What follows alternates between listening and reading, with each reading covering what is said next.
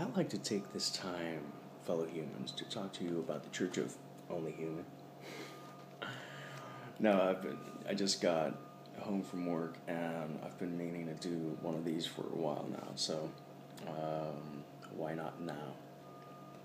So, yeah, this is my first book, my first novel, Only Human. It is book one of the human cycle. I've been meaning to do one of these videos that doesn't last 15 seconds or isn't way too short to talk to you a bit about that. So, yeah, it's my first book. People seem to like it. If you like vampires, you might like this book, but it's not a vampire book. And I've had a couple of people tell me that, sometimes positively and sometimes negatively.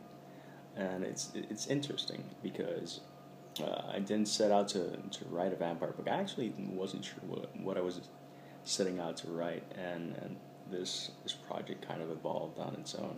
Took a light while I was writing, which is pretty interesting, and eventually I'll talk more about that. But still, it is my first book. I published digitally in 2013 and physically 2014, where I took it to the Puerto Rico Comic Con. Took it back this year, and book two is well on its way, so stay tuned for news on that. To give you a brief summary of how it starts off, at night, a reporter called Nathaniel Reynolds, he's walking. He's a bit jaded with life, and he actually gets abducted. And when he gets abducted, things go black, and when he comes to, he realizes that he was abducted by a vampire who's looking at him and saying, "Hi, how you doing? By the way, we have to save the world." So obviously he doesn't take it that well, and the vampire says, "Don't worry, I can just eat you, and we can make that work." So yeah, he's up to save the world, and it's basically seeing how much he's willing to sacrifice of his humanity to save humanity. So that's pretty much the premise of the entire series. It's an exploration of humanity and what makes us human, or the things that make us human, and that are not exclusive to humans in that sense, because there are vampires, there are Therians. Do not call them werewolves. I've been warned, and I am sharing that warning.